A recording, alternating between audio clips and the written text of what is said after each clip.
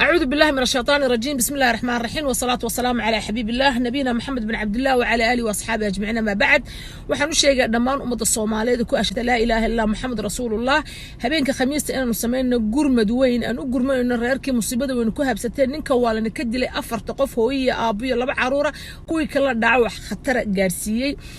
barnaamijka waxay kala qayb qaadanaya Xamse Siyaad Cabdi oo ah gudoomiyaha jaaliyadda ururka Al-Ikhlas Foundation ee jooga dalka Ireland iyo Daawud Axmed Gilgil oo iskuna qoraa iyo Sheekh Cabdullaahi Xasan Maxamuud oo jooga magaalada Hargeysa iyo anigu wariye Amalkaysa.